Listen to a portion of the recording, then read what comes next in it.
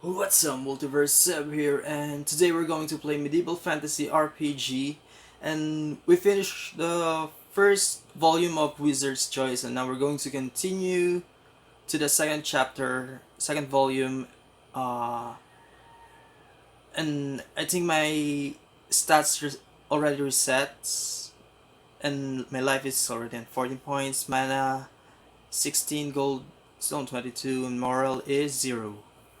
So, recap from last volume.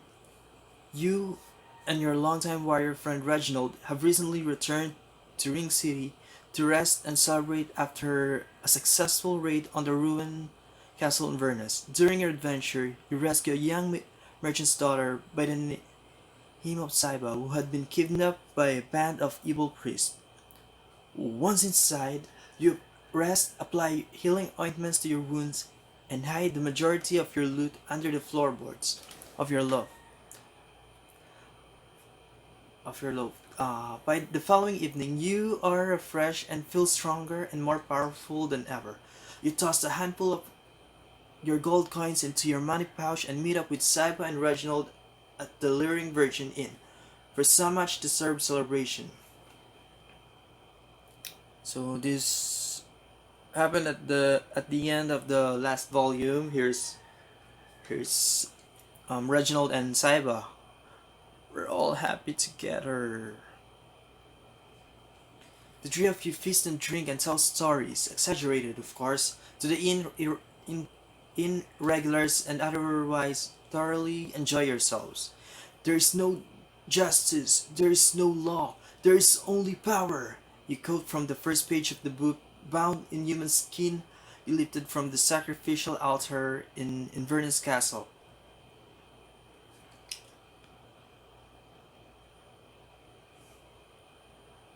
Sounds like what a zombie racing no good Gorgon ours would write, Reginald says with slurred speech. The three of you are alone at the table in a corner of the inn, as all the other patrons having grown bored of your boasting and tall tales have gone to bed.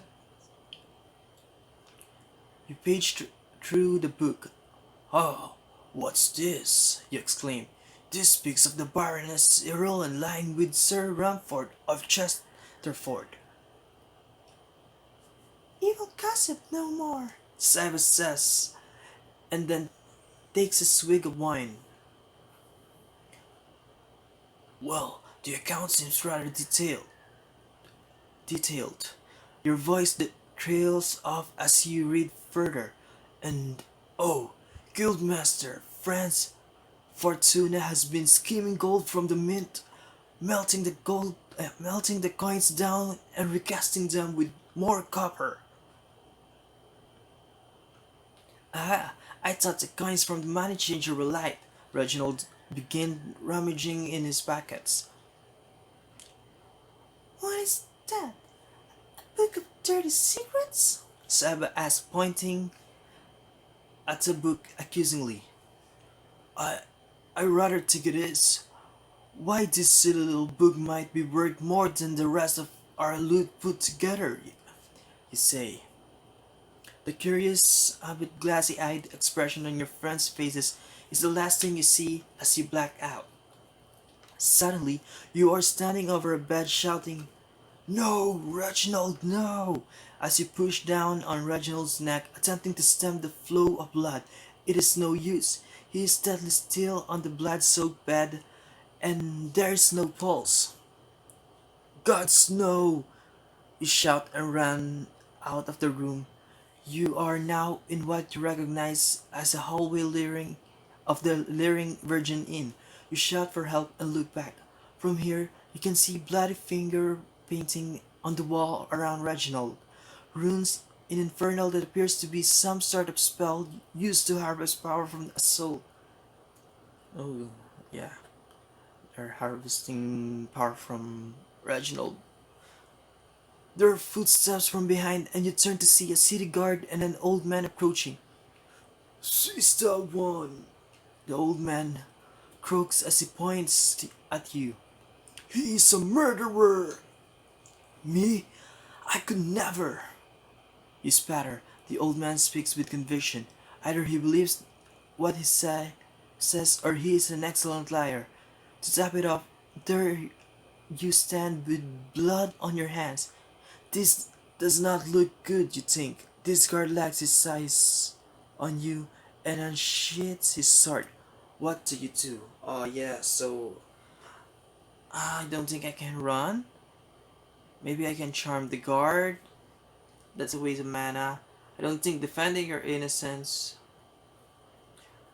will be... Wait, am I outside?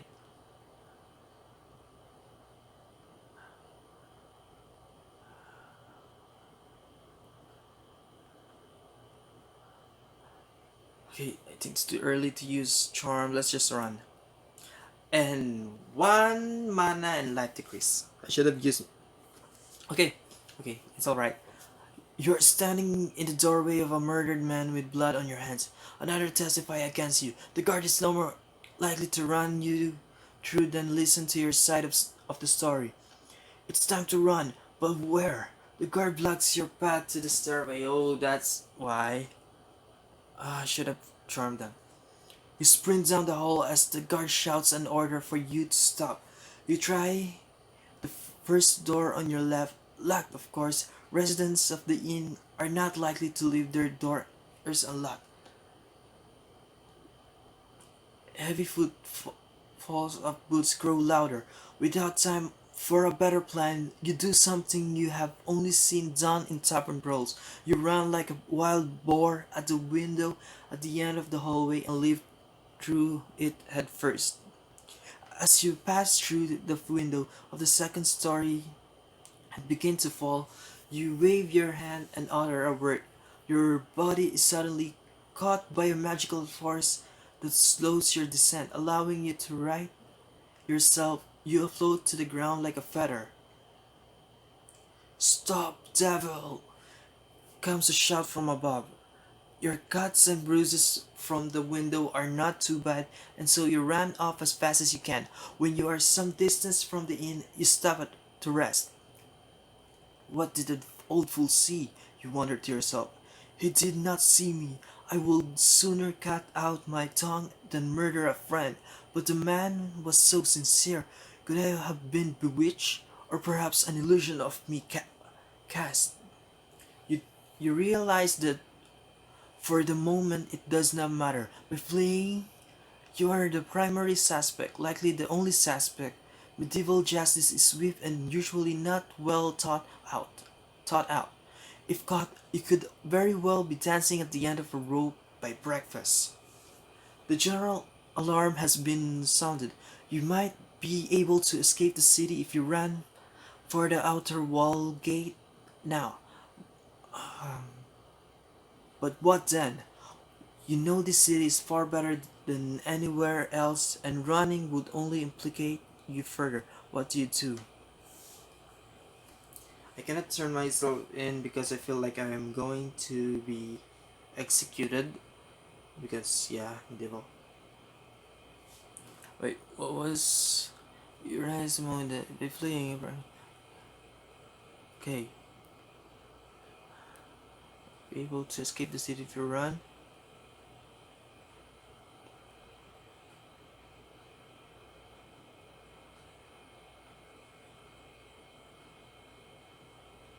I would like to disguise myself. I want to try that to maybe investigate.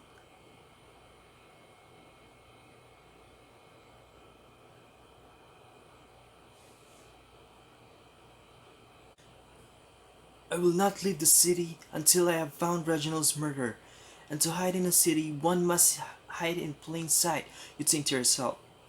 You know a simple illusion that you can use to make you appear as someone else. On the other hand, there is a bazaar nearby with clothing stalls. For a little gold you can buy a cloak or something else to conceal you on this rainy day. How do you want to hide yourself?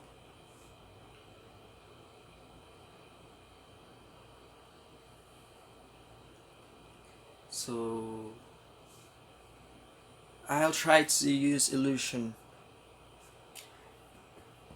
gold? Why did my gold decreases? You track down a quiet alley and wash Reginald's blood off your hands and arms in the dark green puddle. You pull out the hand mirror, mirror you found in Castle Inverness and study yourself as you cast the illusion, taking time to get it right. You were a 19-year-old man with round unruly hair. Now, oh, I am a 19-year-old. I'm a teen wizard. Now you're middle-aged with a graying beard. The stains on your tunic are covered up with the illusion of a peasant's long-sleeved tunic.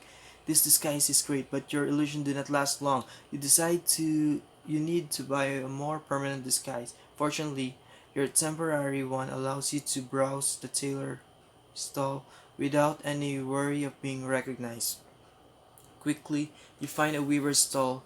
You know this merchant, although you doubt grumpy old Shuffle knows you.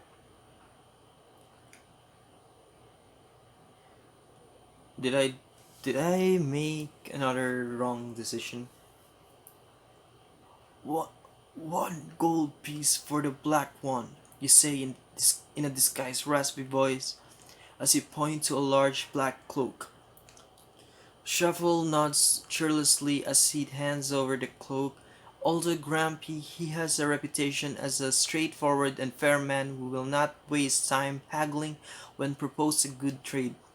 He dropped the coin in his hand. Um, Bunch up the black cloak under one arm and walk away with your head low. You find a quiet alley nearby where you strip off the green cloak and hide it in a pile of rubbish, and then put on the black one. You feel a faint sense of relief under the concealment of the cloak, and so, as you rejoin the busy city streets, you do so with as unhurried stride, although you keep your hood down low. Your hood down low. There is a commotion behind. Wait. So this is my face now. Cool. Yeah. There is a commotion behind you as two guards mounted on horses will yell warning as they gallop along the busy road. The citizens of the city are accustomed to this and know to press their bodies against the buildings in order to avoid being trampled. You do the same. Fortunately, they ride past. Fortunately. After me, perhaps. Gods, I am hunted in my own city. A good thing I am disguised. You think as you zoom down the busy street. Again, you consider trying to escape the city. Outside these walls, you are not known, and there is a whole world in which to hide. But what of Reginold's murder? You wonder. The bloody runes around Reginald's body was in Infernal, the language of nightmare worlds. You cannot read Infernal well, but it appeared to be a spell that harvest power from someone's soul. Novel's, Novel's cat. Has Reginald's soul been crushed before it could pass to the next world?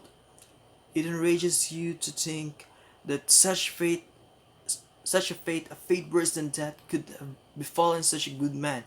I will find whoever did this and kill him. Certainly the soul crusher is in this city. Where better a place to harvest soul? As you continue to walk with no particular destination, your mind races to think of how you can track down this killer. The last time you saw Reginald alive, Saiba was with him. It is unfathomable to you that the young cattle merchant's daughter could have done such a vile thing herself. However, she may remember something or someone before she left him. The candle shop is nearby, and soon you are standing before a wooden sign painted not with words but with picture of candles. After all, a few can read in Ring City, or at least few in this neighborhood. Peering through the window, you see a tall man hunched over a table pouring something, wax perhaps. You are not sure if it would be wise to go in and simply ask for her. He will want to know your name and business. She may not even be here, in which case it would be better if you did not draw attention to yourself. You doubt the city guards have come to question Saiba yet, but you expect they will get around to it eventually. You decide to chance going around the shop to try to see in. The alley between buildings is extremely narrow, and you have to turn sideways to fit through. There are a few metal barred windows around the sides and back enough to let in light despite only providing a view of the neighbor's wall. Unfortunately, the windows are too high to see through. You are looking around for something to stand on for a boost when you hear crying. You know that crying. It's the same sob and whines you heard back at the castle in Venice when you find Saiba chained up. Okay, there's Saiba, I guess. You sidestep your way along the alley a few meters and then listen, repeating this process until you think you can tell which window the sobbing is coming from. You are about to call out to her when you hear, "Psst, you, this is not a road." Psst, that's an old woman. "Psst, you, this is not a road. Up with you." An old woman hisses from a neighbor's window. You decide she's right. This is no place to be skulking around, attracting attention. It's time to talk to Saiba.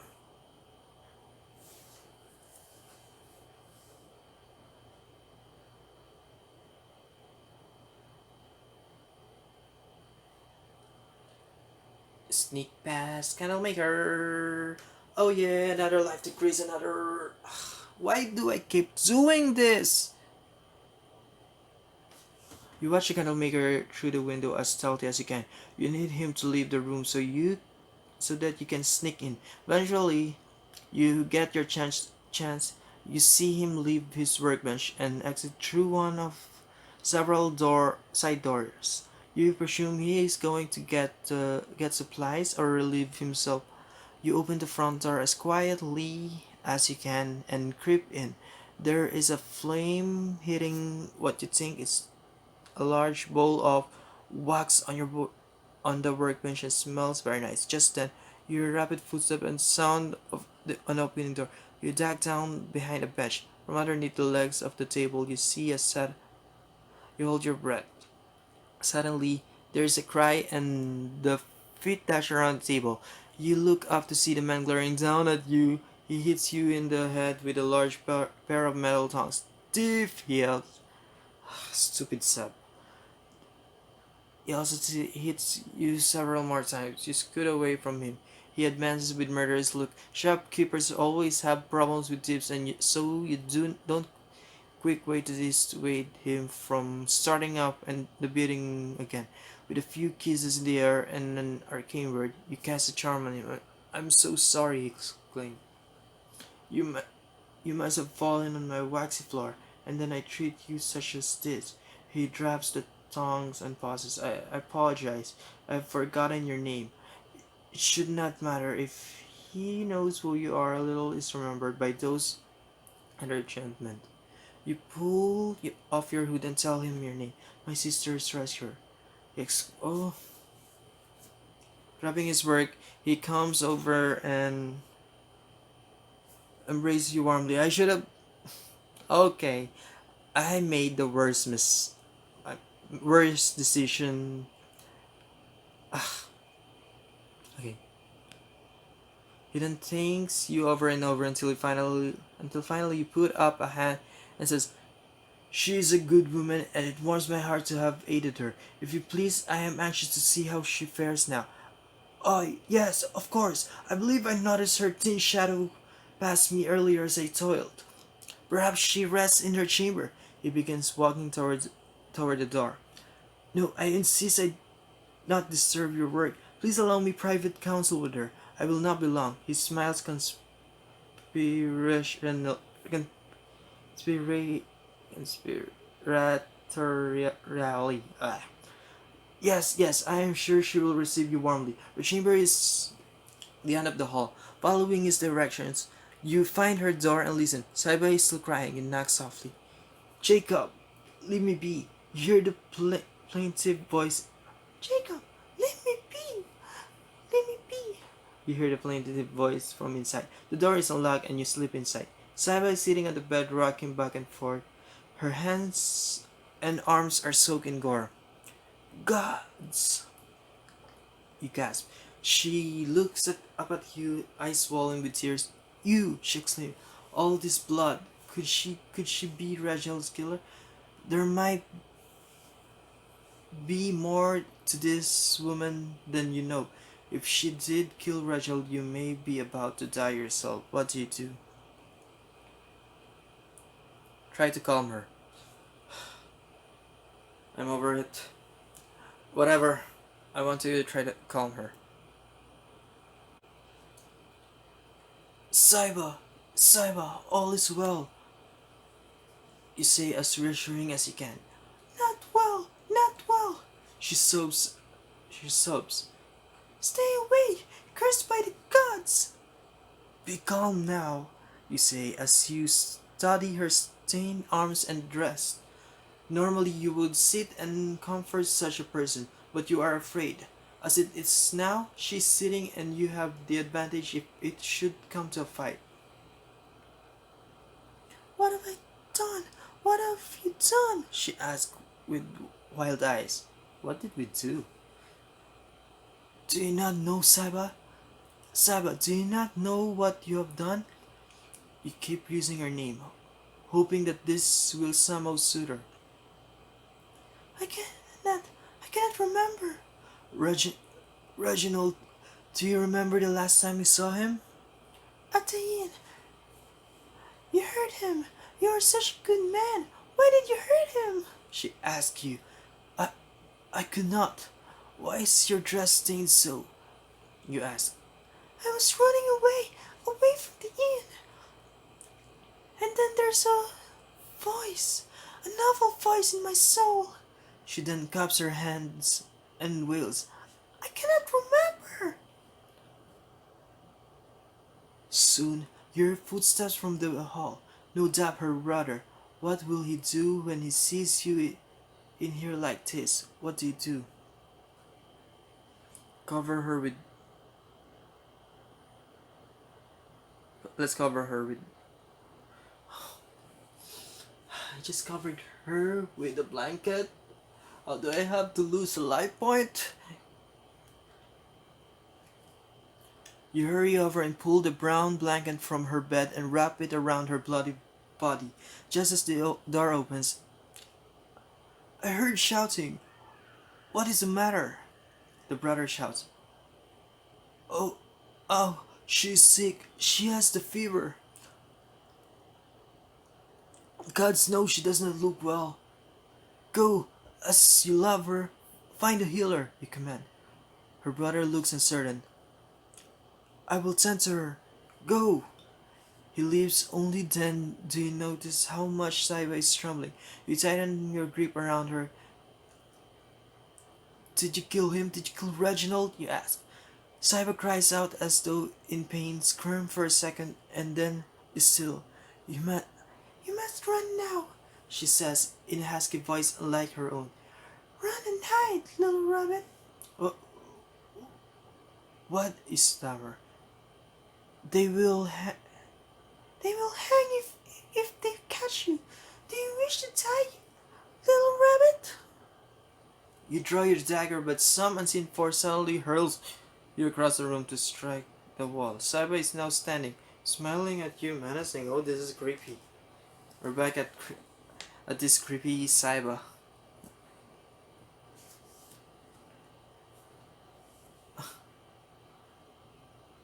No, I don't wanna hit her. I don't wanna feel.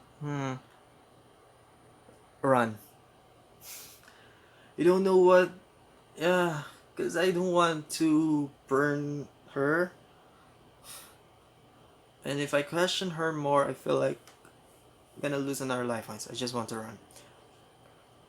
You don't know what has come to over Saiba, but you don't readily see how killing her will make anything better. Exactly. I mean, Reginald already died.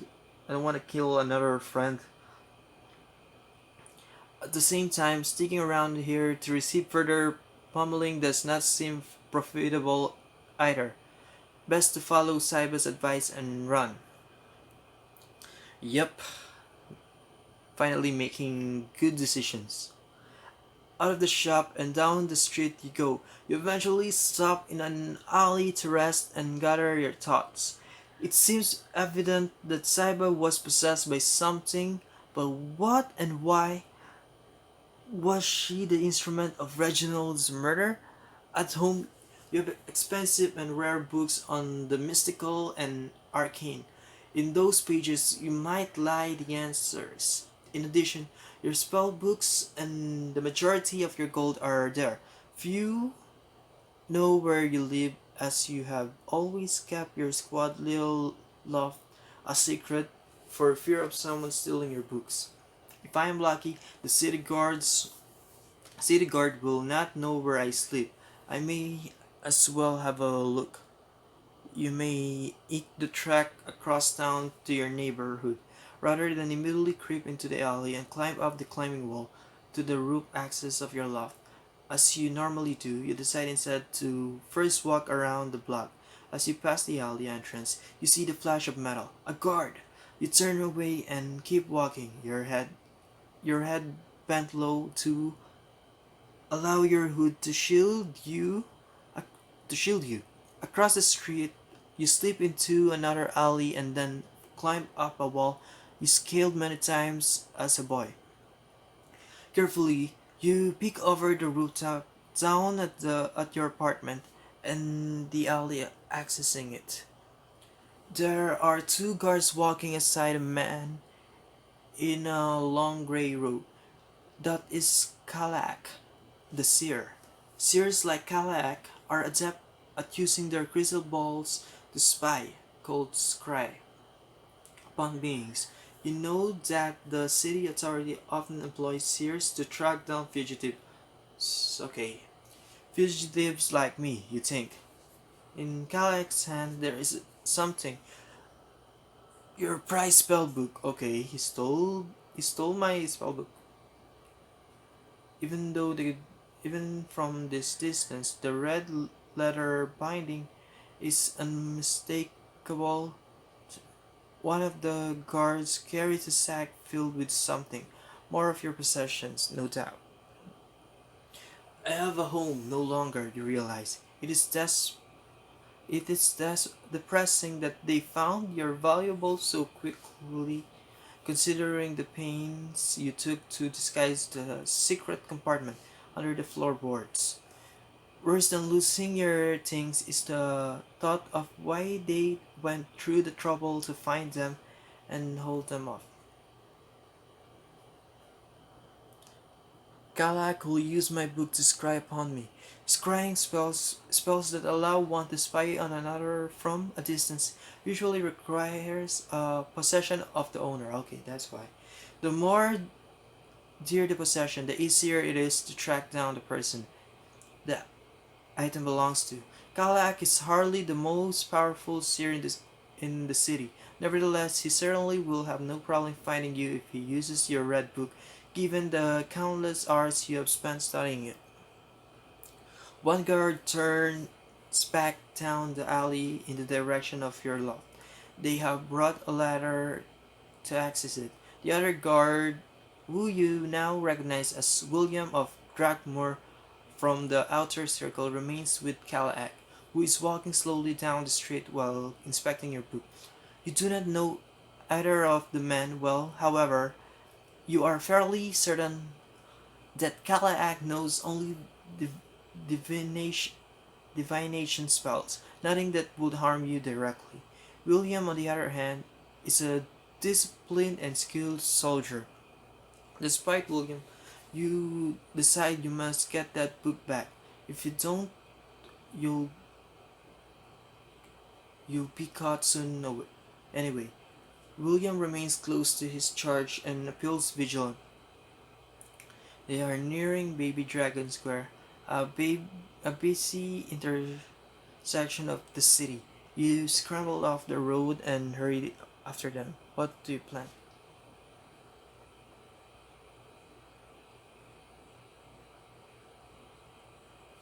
Let's cast an illusion.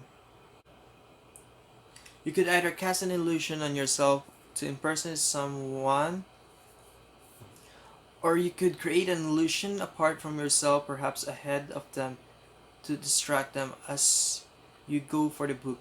Either way, the illusion will not last long. You begin whispering the incantation while imagining the details of images you are about to create. Which kind of illusion you cast? Okay, let's see. I want to impersonate Reginald.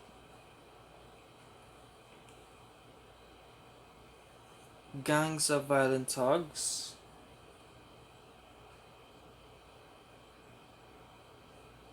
Impersonating a guard.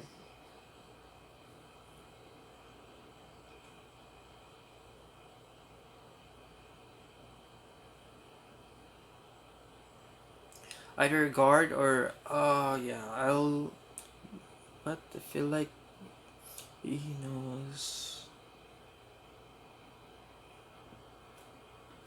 I just use double. Who better to cast an illusion of than yourself? And what would make a more convincing distraction to William and Calac than to have appear before their eyes the very man they're hunting for?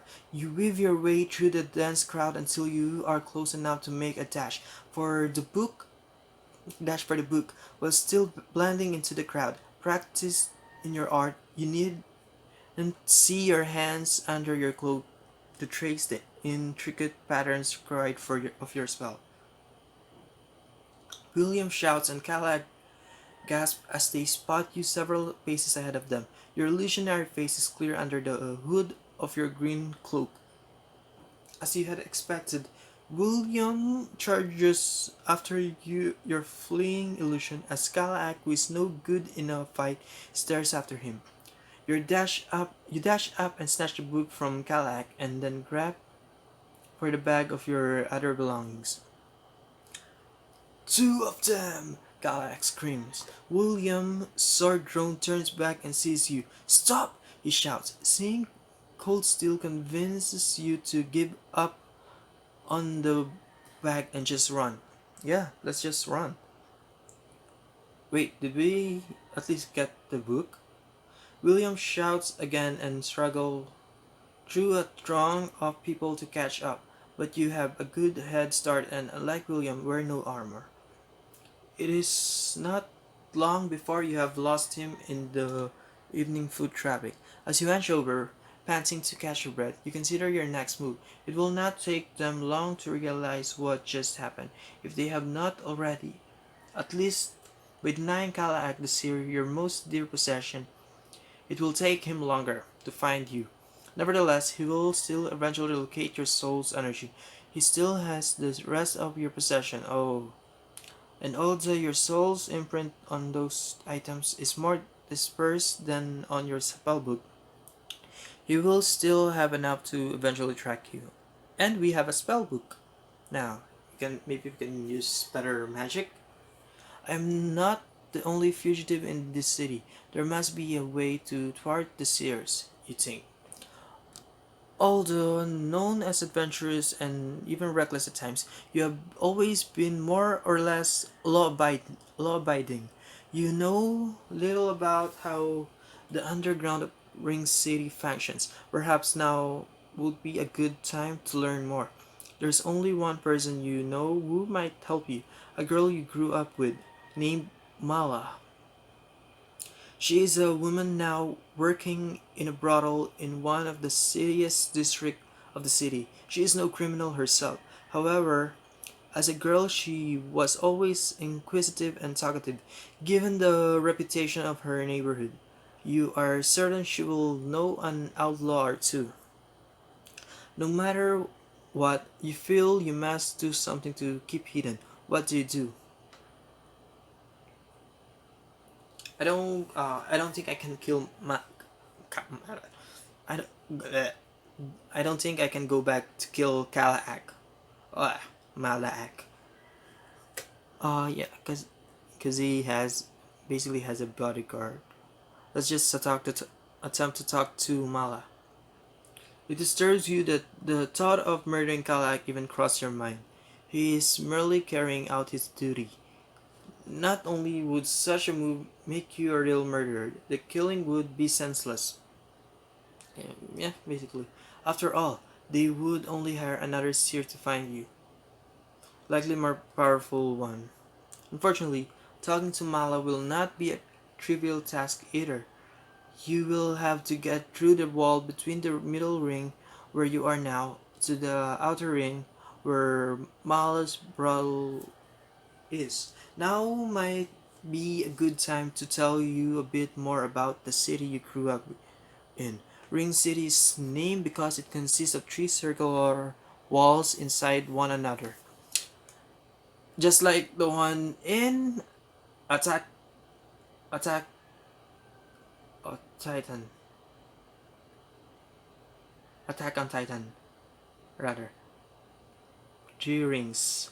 Uh, the first wall, the inner ring, was built when the city was born.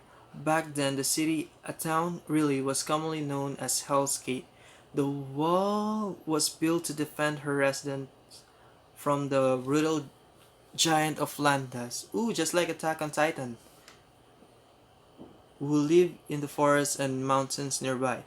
As the city population grew and the wall could no longer contain the residents, another wall ringing the previous one was built. The next century, yet another wall was built outside the second wall as the giants were driven away and replaced with the savage northern barbarians, who in turn were replaced by the voracious goblin hordes. The two inner walls, besides providing additional layer of protection, also divide the city into three distinct social strats.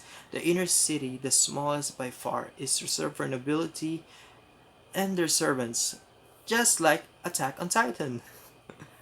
The second circle, or the middle ring, as it is called, is where the well-to-do commoners live, along with successful merchants, guildmasters, wealthy craftsmen, and the like.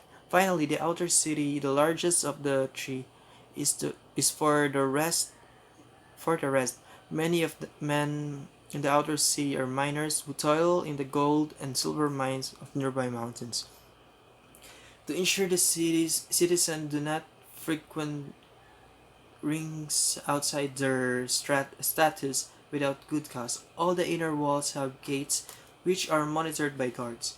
Fortunately, you are passing from the second ring to the outer ring, which is to say that you are going from a better neighborhood to a lesser one, so the wall guards are not likely to scrutinize you too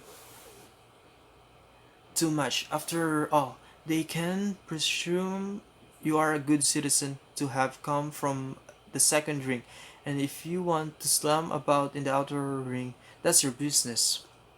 Still, you are a wanted man and cannot use your illusions or charms to pass through because every gate has an anti-magic field around it to prevent such. How do you read this word? Chicanery? Let's just go with that. Although it takes a great deal of walking, you go ahead and scout all three gates. Each has a single guard.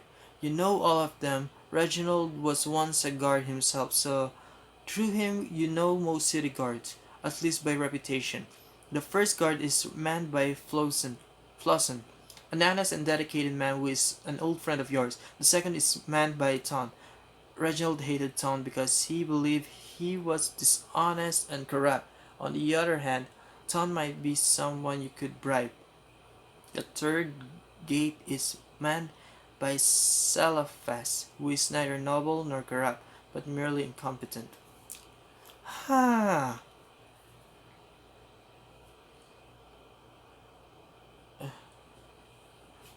Blossom is Anana's friend.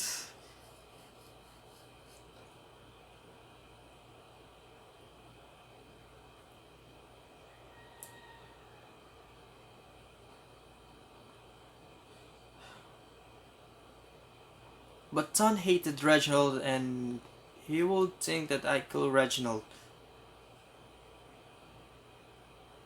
Blossom is an honest guard, so duty first before personal matter. Competent. Let's go with Ton, the corrupt. From the shadows of the narrow alley, you watch the gate that Ton is guarding. The tall, lanky man is leaning against the side of the gate, glaring at everyone who comes through. Lower your hood when passing the gate, he commands in a nasally bored tone. It is raining lightly, but citizen comply with the order. Nasally. Okay. My cloak will not hide me. You think to yourself unhappily. Perhaps a few coins would convince him not to bother a man who doesn't want to get wet, you wonder. What do you do? Do you attempt to bribe him and there's a slow-witted guard, or let's just bribe him? Yeah, you wait until... Yeah, it's better to lose some gold coins than life points, right? Anyway, you wait until there is no one attempting to pass the gate and then you walk toward Ton with your head down low as though sheltering yourself from the wet. You decide to impersonate an old blind man back when you were a young and mischievous lad. You used to poke fun at Reginold's grouchy old grandfather by mimicking the man's stoop and limping gait. Fetch me a biscuit, boy, you'd command Reginold. You'd command Reginold using his grandfather's gravely voice. He would laugh and then punch you. Such memories are bittersweet. Now, but at least you hope to convince in your adopted persona. Lower, lower your hood when passing the gate, he commands you. Spare a tired man and the chill of this wet, sir. You do not look up as you extend out the coat. You feel the weight of the coins lifted. May your heart warm you, says Ton. You let out a sigh of relief after you have cleared the gate. You continue on and finally enter the New Gate neighborhood, a shorter and more pleasant name for New Hell's Gate. This is where Miles Ruddle is. You now quicken your pace and lean forward like a charging bull. You take care not to look up at anyone, and fortunately the hood concealing your face is perfectly normal here. Even during the daytime in Newgate, it's safest to travel with a gang. Alone, the best you can do is move quickly and with purpose. You make it to the brothel without incident. It is one of the few well-maintained buildings in the area, and it is a fresh paint job of bright red. You are not sure whether news of your fugitive status has reached this neighborhood but you decide it would be unwise to simply walk in and announce yourself. You could either keep your head down as you have been and rely on your cloak to disguise you, or you could use an illusion to pose as someone else. Darganel, an acquaintance of yours who works in the docks district, has told you more than once how much he likes this brothel.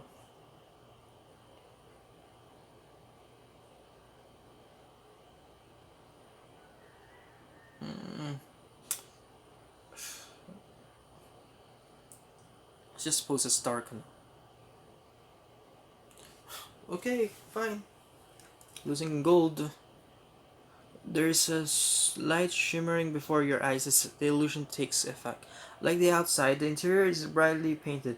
The furnishing are very comfortable, with large thick cushions on the chairs. A stark contrast to the simple version of typical of Ring City homes. There are two men sitting in these chairs, one chatting and laughing softly with the woman, not Mala, and another man snoring loudly in the corner.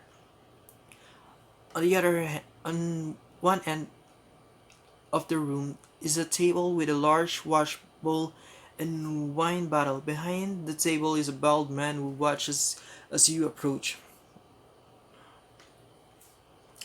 I wish to meet with Mala, you say to the man.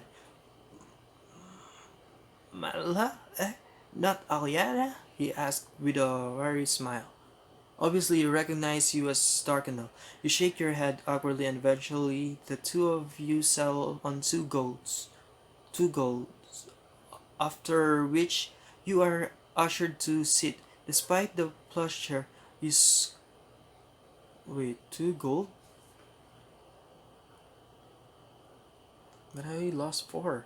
Despite everything, you squirm uncomfortably. Is it normal to wait? You wonder.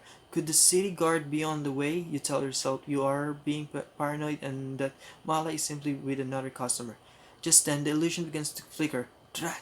You pull your hood up before your face collapses back into its native form.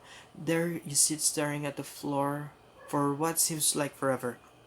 Finally, you hear footsteps and look up slightly to see Mala walking towards you. She is prettier than you remember her. She has a great deal of makeup on and is covered in jewelry.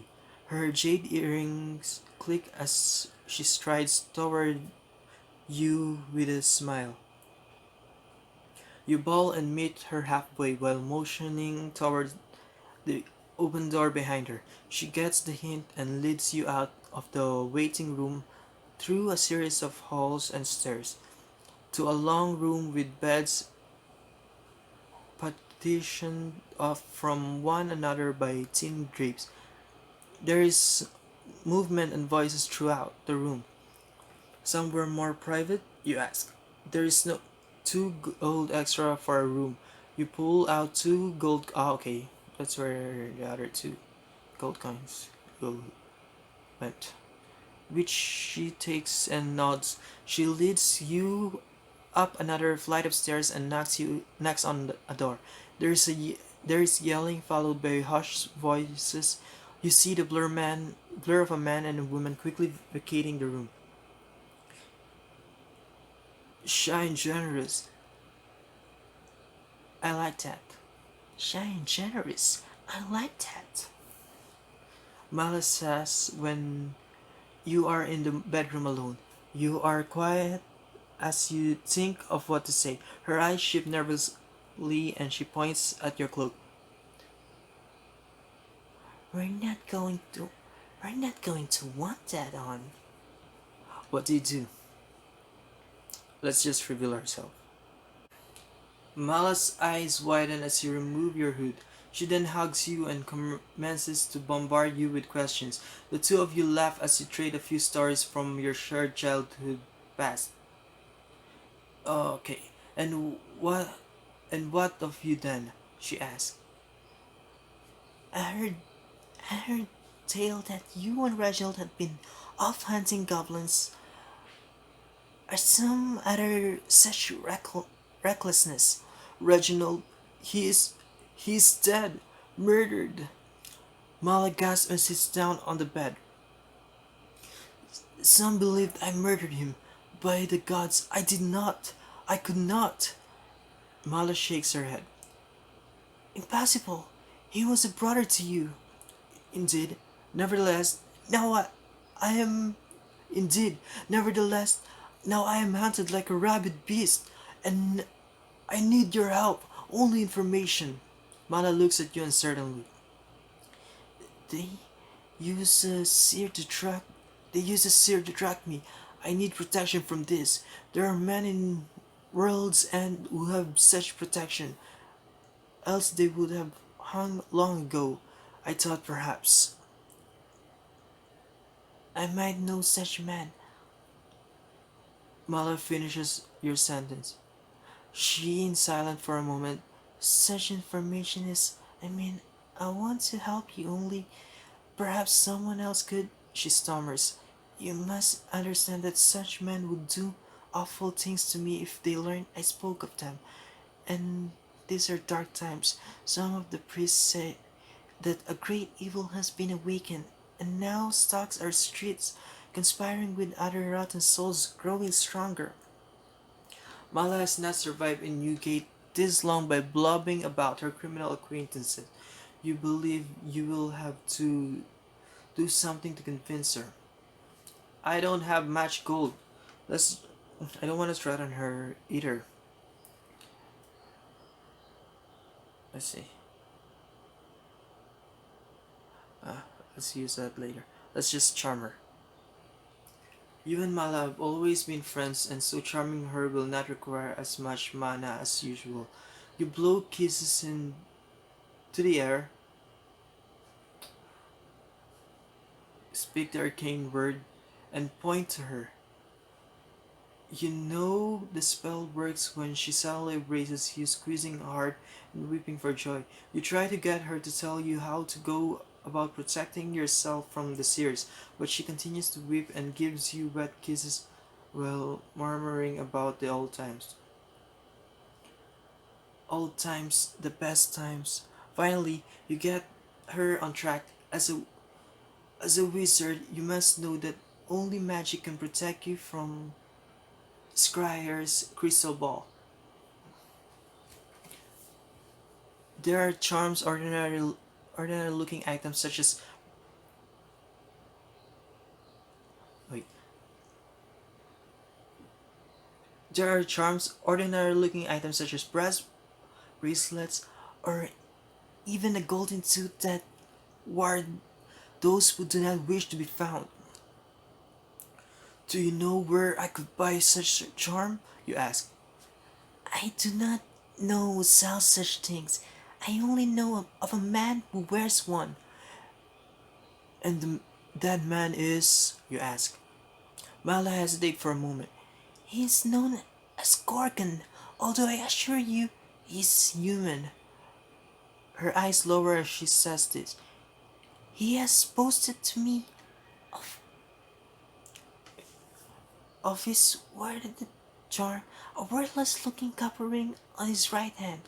You have her tell you as much as she knows about Gorgon and his gang, since you have rented a room with the bed.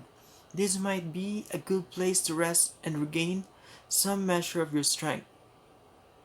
On the other hand, can you trust Mala? What about anyone else that knows you are here? What do you do?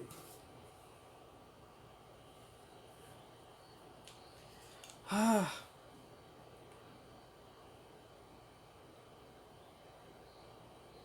so, should I rest or hurry them high?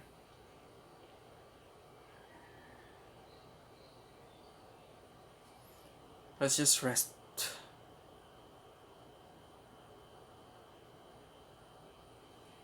Okay, everything increases. Let's do a female voice. Yes, rest, sleep. That's the same voice I used for Saiba. Sucks. Mala says after you tell her your intention. You're a battered and tired one. Allow me to quietly lie on the bed to keep you warm. Nice. It really was for the information you paid the gold, not the usual reason money is exchanged in this place. Also, above all, you still require a peaceful rest. Still, it is probably the best to keep appearance to the brothel owner, and besides, Mala has always been a friend, and you do not wish to insult her by kicking her out. She is true to her word or not on not disturbing you, and you find her cuddling warm and comforting as you trip off to sleep. A few hours later, as you prepare to leave, Mala hugs you again and kisses you on the cheek. Gorgon, Gorgon is cruel and will kill you for no reason other than it pleases him. His henchmen are no better. You nod, put your hood back up, and walk out the door. Checkpoint reach. So, okay. We have reached a checkpoint here, and next adventure we're going to find this Gorgon guy, and yeah, I think I made a good decision by trusting Mala, and now I regain some few life points and mana points and even morale. So that's it for today. I'm gonna continue this next time, and please like and don't forget to subscribe. Please subscribe. I need subscribers. Please do subscribe. Okay. Yeah, I'll see you again next time, and for now, bye bye.